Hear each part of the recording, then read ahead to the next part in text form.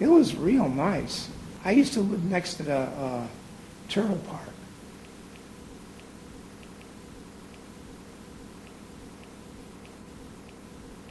And, you know, the main places, there was Tommy's. The most popular guy in the neighborhood is this 18-year-old kid, you know, Tommy, you know, kind of like Tommy just moved in and it was like they had a seat waiting for him or something, you know. So, first of all, he gives you good food at a reasonable price, although he doesn't have Day-O Bakery. And then he ran a place that was real, you know, especially when it started out, it was real, you know, loose, and people would come, and he would name sandwiches after people who came in there. You know, sandwiches or other dishes, you know. Everybody was crazy about his waitresses, you know, the waitresses. They thought Tommy, you know, had the best-looking waitresses in the city or something, you know.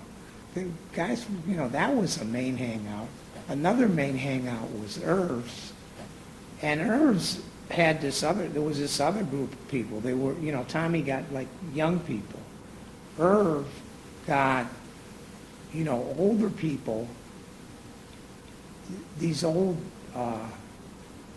Jewish immigrants used to go down to Irv's.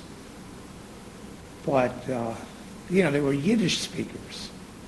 But when the Russians started to come in, you know, they were really clannish. I mean, they literally talk a different language than the other one, than the you know, the ones that went to Irv's.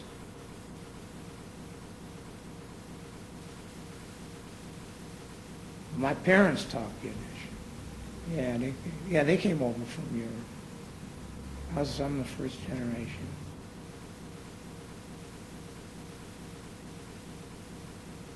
Yeah, they had a kosher chicken store there, you know, where, you know, the guy, you know, in those places that you'd go in and pick out a chicken, and the guy'd kill it right there, you know. The guy who sells, you know, meat in the Jewish guys who, you know, kosher, they're like sort of quasi-religious figures too. I mean, they're ritual slaughterers. It's like you got to say a prayer over the animal or something, or do something like that before you kill it. There was this guy, I forget his name, but his mother used to have a delicatessen across the street from Irv's. And it was like against the law to sell the Cleveland Plain Dealer, even the Sunday paper, either just before midnight or just after midnight. I don't know, I forget which.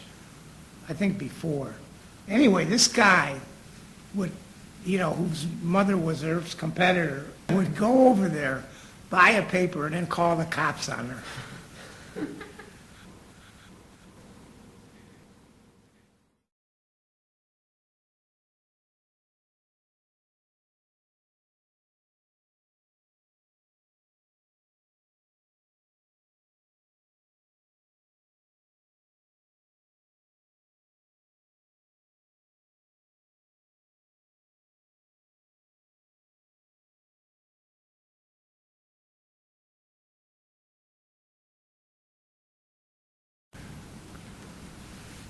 You know, I got the idea that, you know, everyday life wasn't being represented.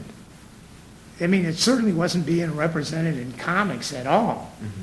See, I mean, I came to the conclusion that comics, you know, were just as good an art form as any other form, but that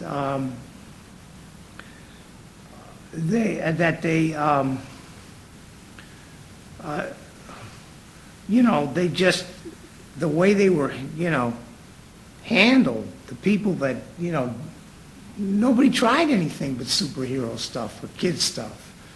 So I'm thinking, God, this is a way for me to get in.